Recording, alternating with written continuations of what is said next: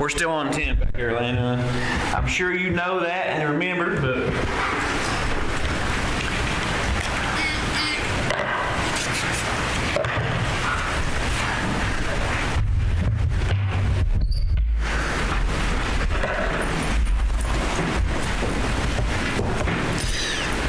We have been looking through lesson 10 at God being the gracious giver, and of course the complaints, belly aching and crying going on by the Israelites, not getting enough food, not getting enough meat, not getting what they wanted, having all kinds of problems. We won't go through all of those things that we've kind of gone through in this lengthy lesson. But what we have seen is throughout all of this, God continuing to be the gracious giver. Didn't need to be, probably shouldn't have been, but was continuing to be the gracious giver to the Israelites. Now he judged them, and we've seen people die and other things as well because of their complaining, but that's who God is. He has to judge the sins, what makes God God. So we have seen several of those. We're going to look at another one today. This one probably hits a little closer to home for Moses. Most of the time, even when, and I think we'll all agree, even when days have been tough and kind of long days, or things maybe for a couple days haven't really worked out like I wanted to, usually I can get home.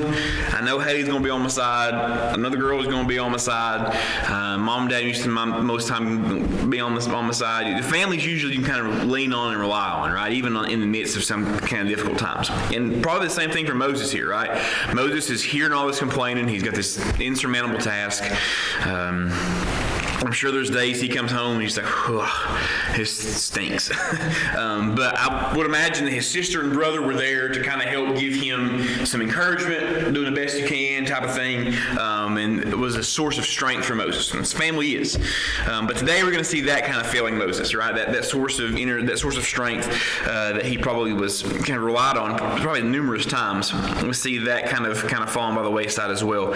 And the problems that result from it. So Miriam and Aaron, going to criticize Moses. We're going to see this criticism is kind of born out of jealousy for Moses,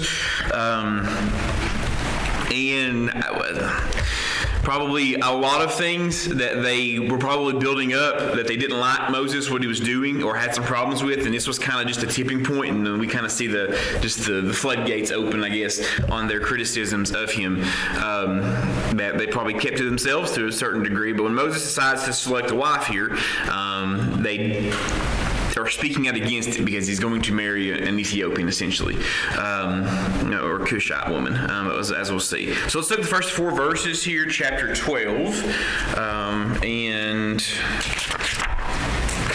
we'll look at this criticism of Moses. Chapter 12, Deuteronomy, first 4 verses. These are the statutes and judgments which ye shall observe, to do in the land which the Lord God of thy fathers giveth thee to possess it, all the days that ye live upon the earth. And ye shall utterly destroy all the places wherein the nations which ye shall possess serve their gods upon the high mountains, and upon the hills, and under every green tree. And ye shall overthrow their altars and break their pillars and burn their groves. Wait, am I on the right? What's going on? Numbers. Sorry, I'm in Deuteronomy. I was like, something does not feel right. Sorry.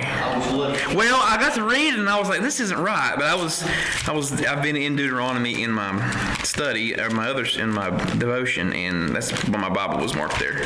I knew something didn't feel right. Sorry. It's on me. Thank you, Miranda. All right, here we go. And Miriam and Aaron spake against Moses. That makes a lot more sense now. Because of the Ethiopian woman whom he had married, for he had married an Ethiopian woman. And they said, hath the Lord indeed spoken only by Moses? Hath he not spoken also by us? And the Lord heard it. Now the man Moses was very meek above all the men which were upon the face of the earth. And the Lord spake suddenly unto Moses and unto Aaron and unto Miriam, come out ye 3 unto the tabernacle of the congregation, and they 3 came out. All right, so the next crisis here, the crisis of jealousy.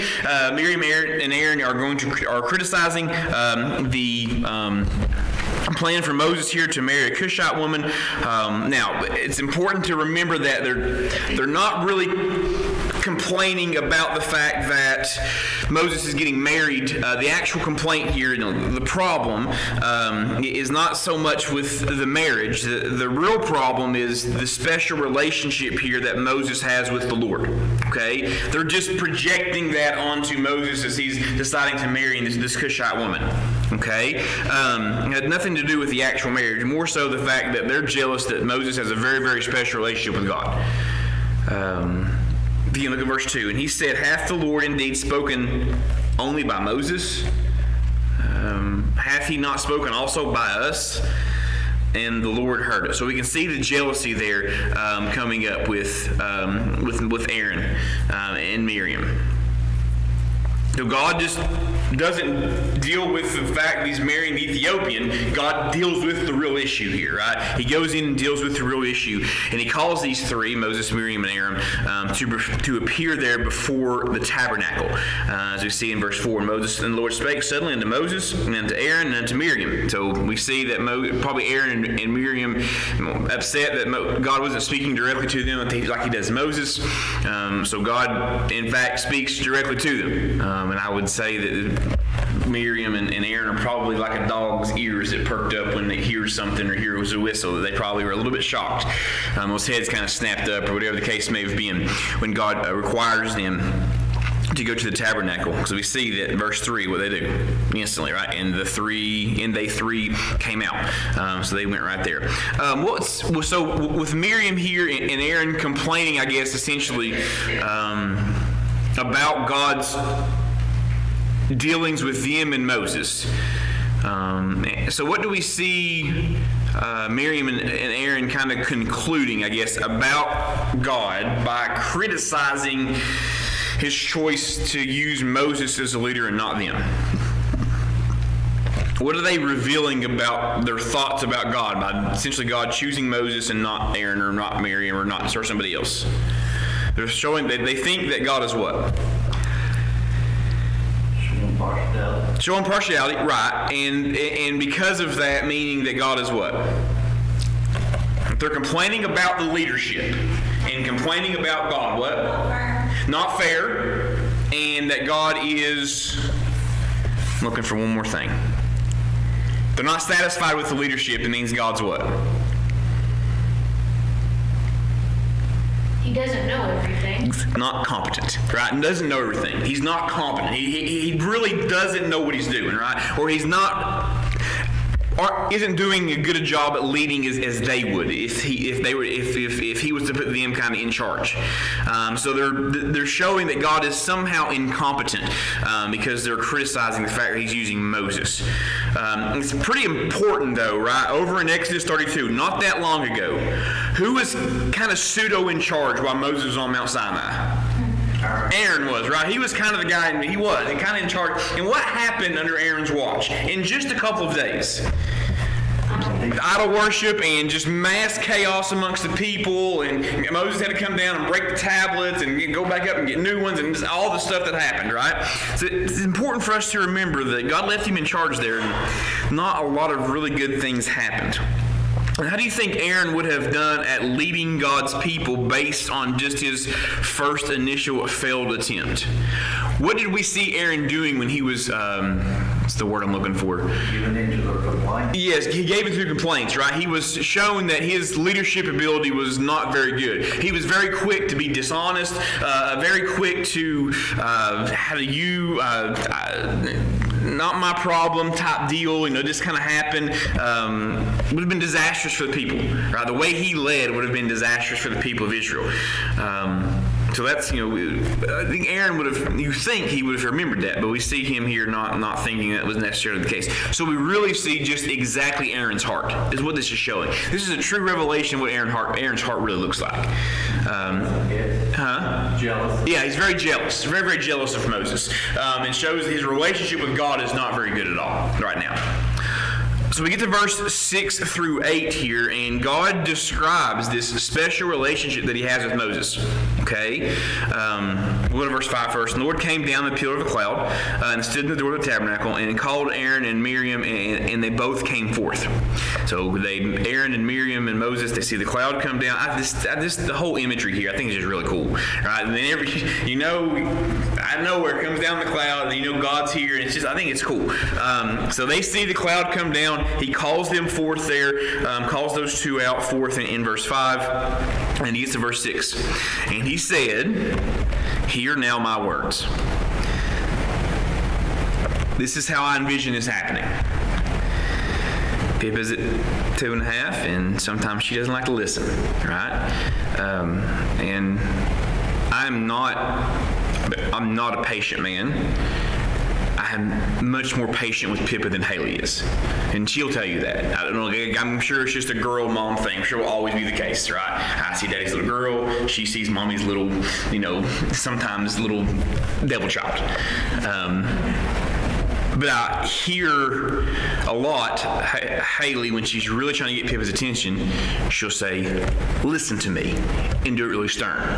And then sometimes we'll hear Pippa say, when she's trying to get our attention and we're off doing something else, she'll say, "Daddy, listen to me." This is what I envision here when God brings Miriam and Aaron out. Right? He says, "Hear my words." Looks at it, "Listen to me."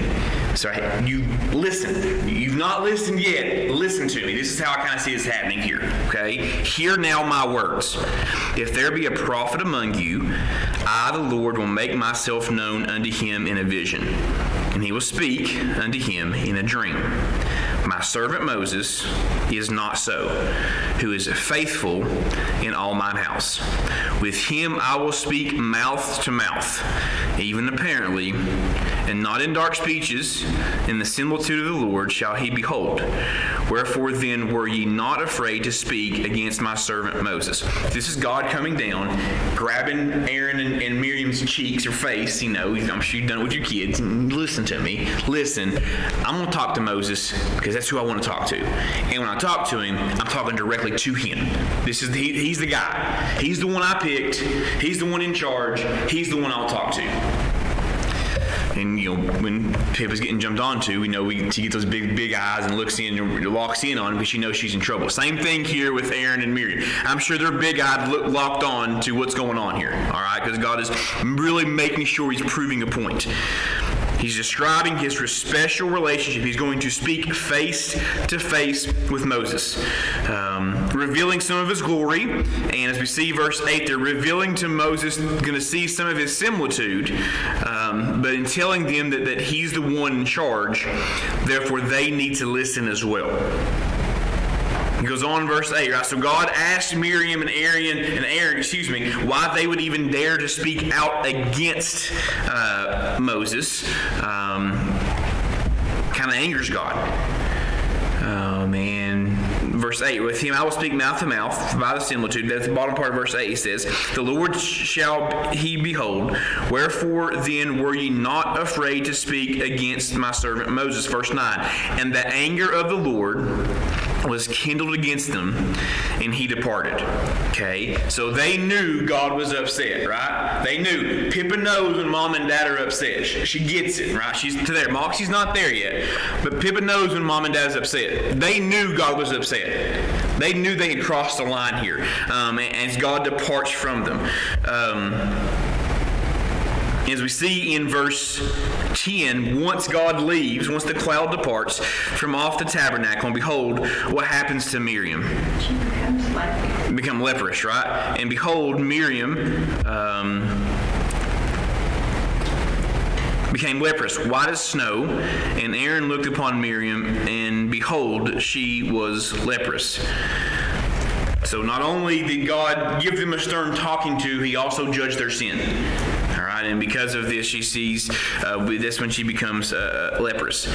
Aaron's going to go on, as we're going to see here in a second, to plead with Moses, and Moses prays for Miriam here, and then God heals. All right, so, and Moses cried, verse 12, "Let her not be as one dead, of whom the flesh is half consumed, when he cometh out of his mother's womb." And Moses cried to the Lord, saying, "Heal her now, O God, I beseech thee." And the Lord said unto Moses, "If her father had but spit in her face, should she not be ashamed 7 days? And after that, let her be received in again. And Miriam was shut out from the camp 7 days, and the people journeyed not till Miriam was brought in again.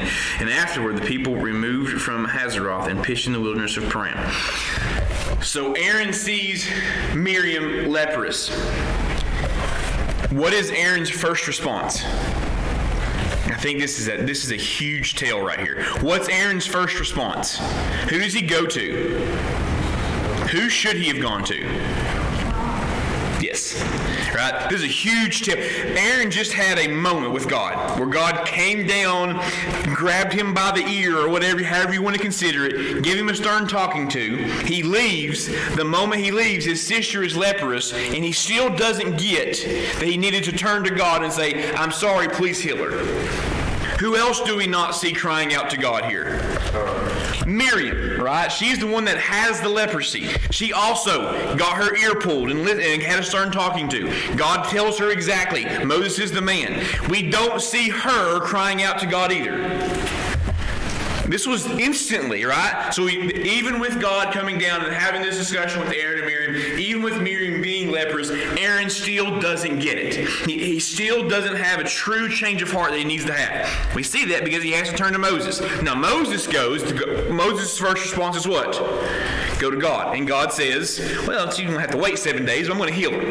Okay? So get a huge tell there in Aaron's heart.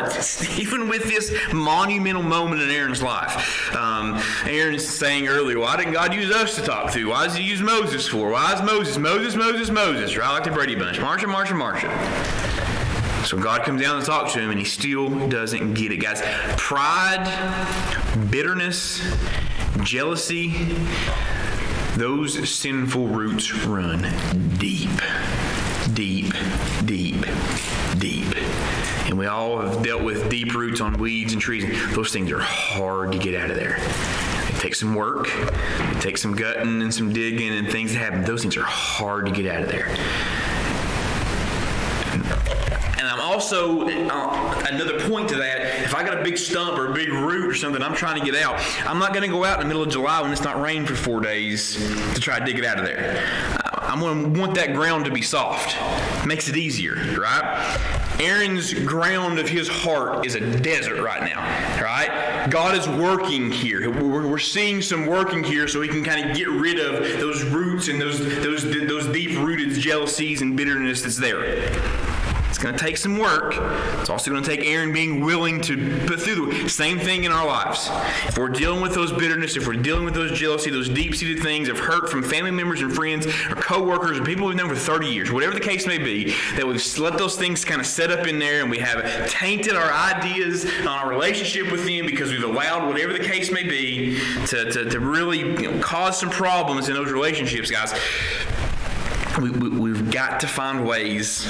We have to be willing to let that ground of our hearts be worked in, be rained on a little bit, be softened up, so we can get those roots of bitterness and jealousy out of there. Could never be fully effective. Could never be fully effective for Christ if our hearts are stained with jealousy, bitterness, and disdain towards our fellow man. It's never going to happen.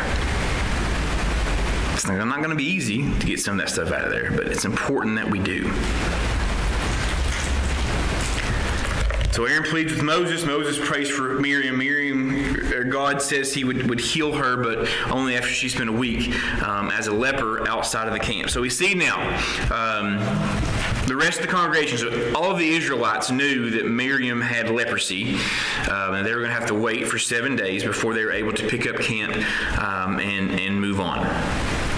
And again here, discontentment with God is the root of the problem. Miriam is, in particular, jealous, bitter, not content with how God was using her and what God had in store for her in her life. She had been instrumental, right? Would Moses be alive without Miriam? No. Now we go back to the beginning of the story. It's Pippa's favorite story right now. Moses, she loves it. We read it every night. Miriam she's just the best. She loves Miriam.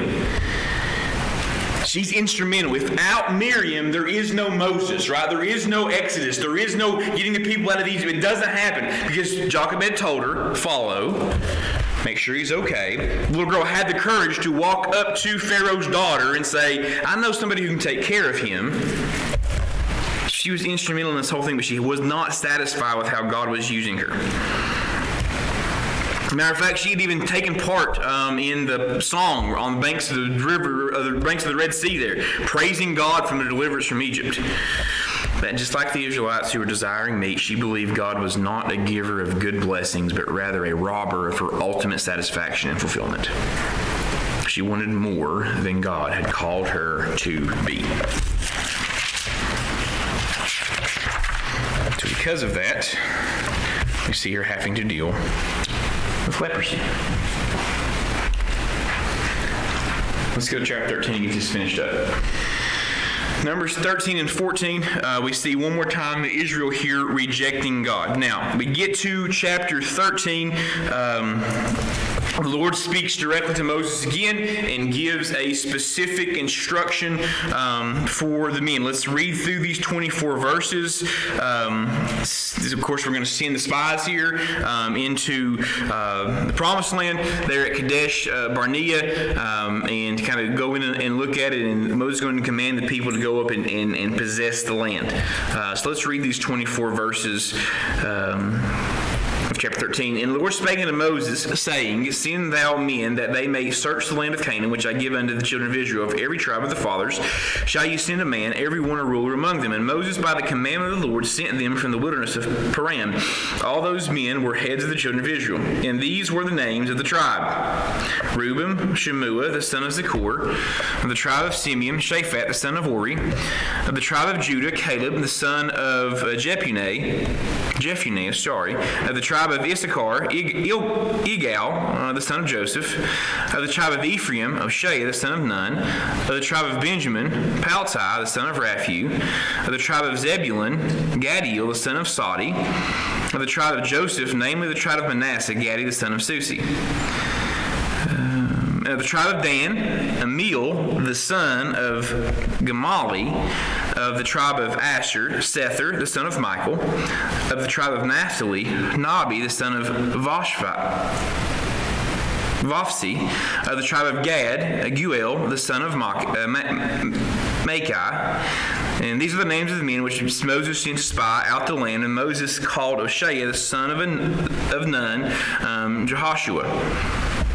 And Moses sent them to spy out the land of Canaan, and said unto them, Get you up this way southward, and go up into the mountain, and see the land, and what it is, and the people that dwell therein, whether they be strong or weak, few or many, and what the land is that they dwell in, whether it be good or bad, and what cities they be that they dwell, and whether they're in tents or in strongholds, and what the land is, whether it be fat or lean, whether it be wood therein or not, and be ye of good courage, bring of the fruit of the land. Now the time was the time of the first ripe grapes. So they went up and searched the land from the wilderness of Zin unto Rehob, as men come to Hamath. And they ascended by the south and came unto Hebron, where Achaman and Shishai and Talmai, the children of Anak, were. Now Hebron was built 7 years before Zoan in Egypt.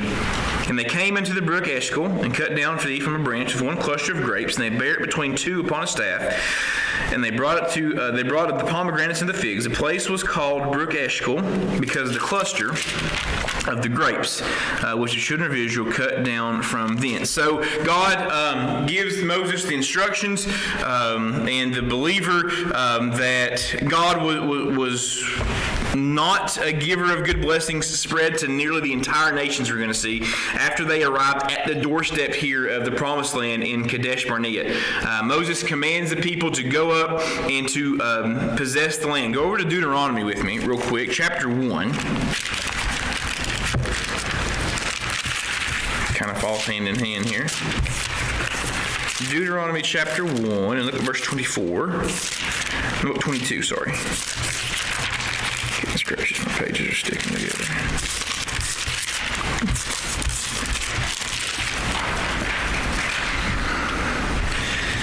Deuteronomy 1:22, and ye came near unto me, every one of you, and said, actually go to verse 21 first, to give some context.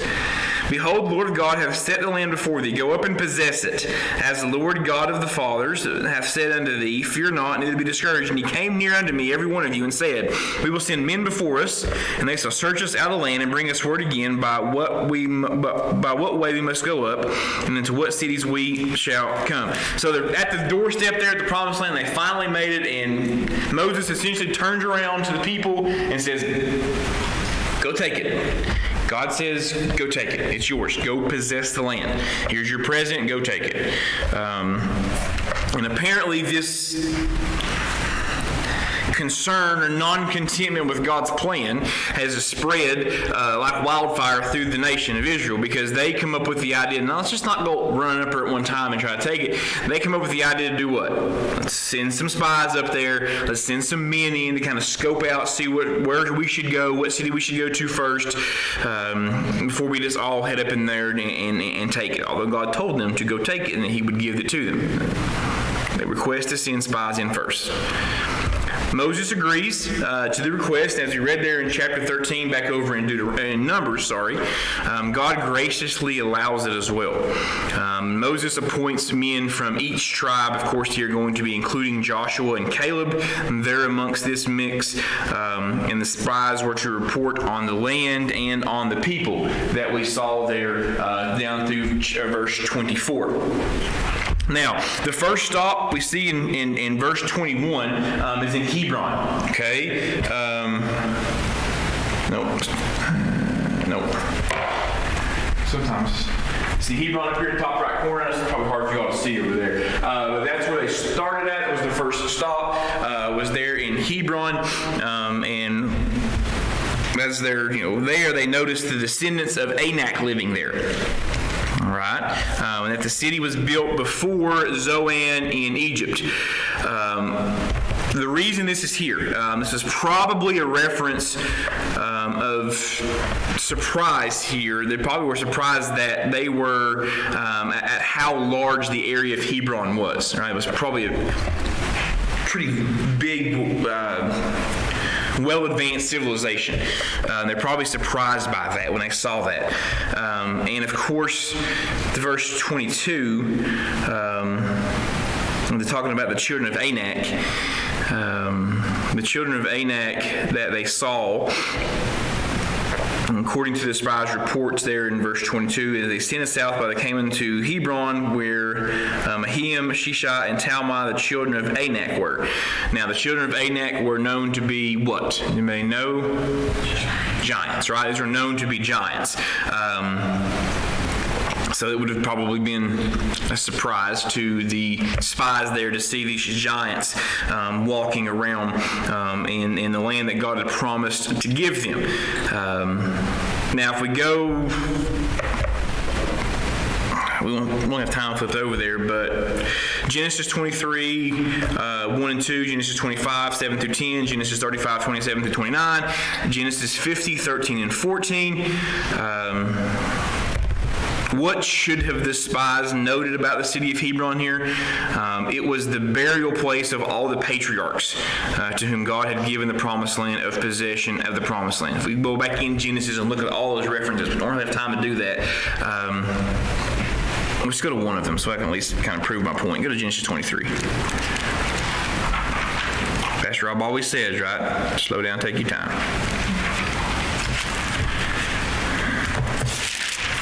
It's important, or I wouldn't be here. And Sarah was 107 and 20 years old. These are the years of the life of Sarah. And Sarah died in Kirjath Arba, and the same is Hebron, in the land of Canaan. And Abraham came to mourn for Sarah and to weep for her. Go to chapter 25, verses 7 through 10. And these are the days of Abraham's life, which he lived 115 years. And Abraham gave up the ghost and died in a good old age, and an old man full of years, and was gathered to his people. And his sons Isaac and Ishmael buried him in the cave of Machpelah in the field of Ephron, and the son of Zohar, the Hittite, which is before Mamre. The field which Abraham purchased of his sons of Heth, there was Abraham buried, and Sarah his wife, also in Hebron. Go over to chapter 35. Let's do one more. I got a couple of them. Let's do one more. Chapter 35 and go to verses 7 through 10. And he built there an altar and called the place El Bethel, because there God appeared unto him when he fled from the face of his brother. But Deborah, Rebekah's nurse, died, and she was buried beneath Bethel under an oak, and the name of it was called Elon Bakath. And God appeared unto Jacob again, and he came out of Padan and said, and blessed him. And God said unto him, Thy name is Jacob. Thy name shall be called no more, or any more Jacob, but Israel shall be thy name. And he called his name Israel. While we're here, let's go ahead. Let's go to chapter 50 as well, since we're here. Verses 13 and 14. For his sons carried him into the land of what? And buried him in the cave in the field of Machpelah, in which Abraham bought with the field for possession of a burying place, Ephron the Hittite, before Mamre. And Joseph returned to Egypt, he and his brethren, and all that went up with him to bury his father, after he had buried his father. So we see that the patriarchs are already what? They're already there, right? They're already buried there. And the whole time now, God's been talking about this place. Patriarchs are buried there, and God had already given them the promised land, given them possession, of the promised land. So just the very first place they stopped is Hebron, and knowing that at Hebron is where patriarchs are buried, that should have done what to the spies? When they saw Hebron, they would have known. How many times you think they've heard that Hebron, we're going to go back to the promised land, Hebron's where they're buried at. How many times do you think they heard that growing up? A lot. Probably became more prevalent as they were making this trip to the promised land. So the very first place God takes them is where? To Hebron, where the patriarchs are buried. What should they have done to their confidence? To turn right back around and say, all right, boys, let's go. That's where Abraham, they're all up there. Let's go. That's what they should have done. That's not what happened, though. Okay, that's not what they did. It should have bolstered their faith. Instead, what it did, they saw them afraid.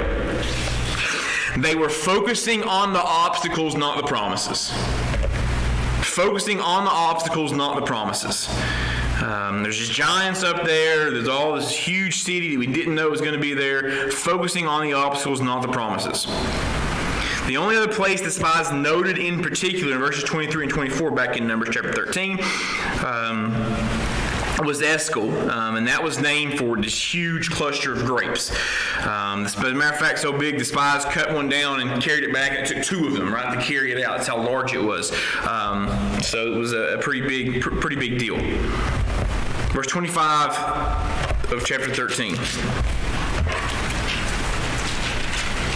See them refusing the land here. And they returned from searching the land after 4 days, and they went and came to Moses and to Aaron and to all the congregation of the children of Israel unto the wilderness of Paran to Kadesh, and brought back word unto the congregation, or unto them and to all the congregation, and showed them the fruit of the land.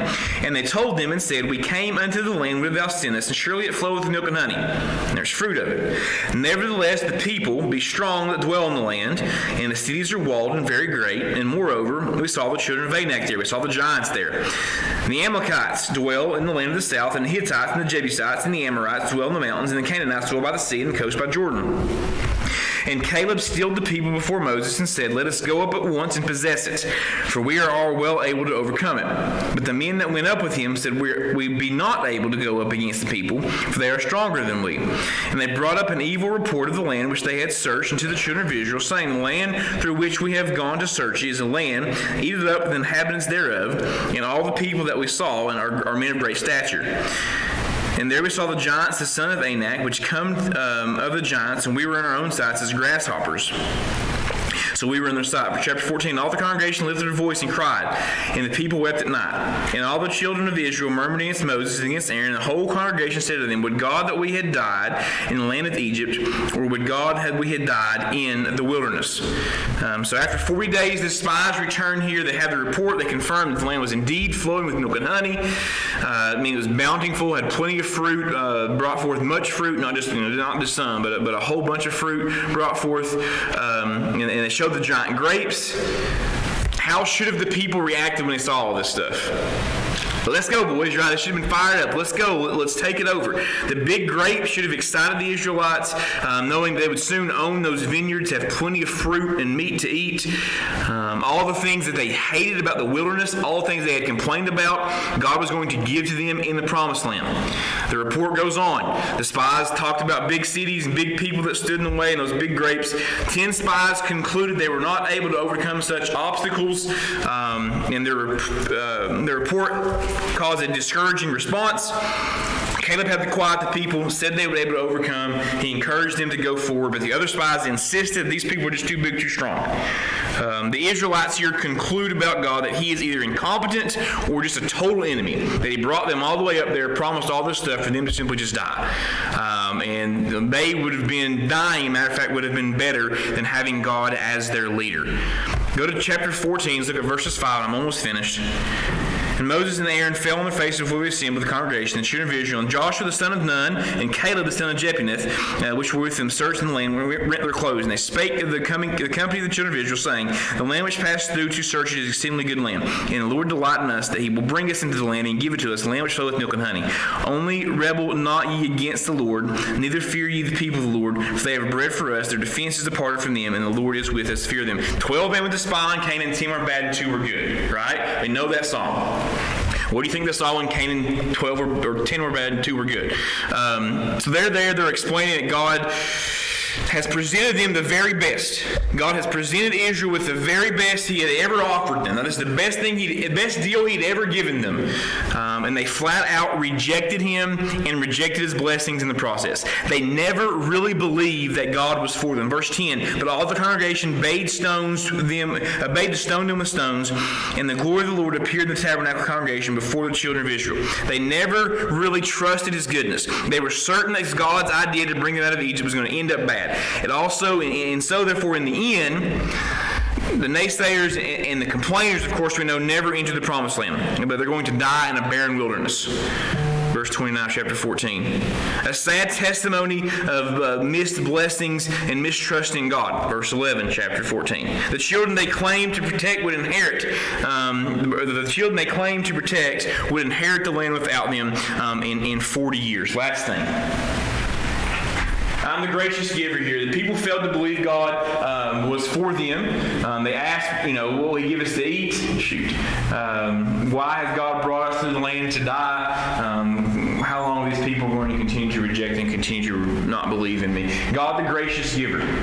Okay, that's what we see there in lesson number 10. We'll start lesson number 11 next week, the powerful proclaimer. Pick up there in chapter 14 of Numbers, and it looks essentially more rebellions of the Israelites in the 40 years of wilderness that they're going to wander around. Now, let's pray. Dear Heavenly Father, thank you for the lesson that we had. Thank you for the being able to see, Lord, the importance of trusting in you, even in the midst of uncertainties, knowing that you're in control, Lord. I pray for Pastor Rob as he comes in the next little bit as well.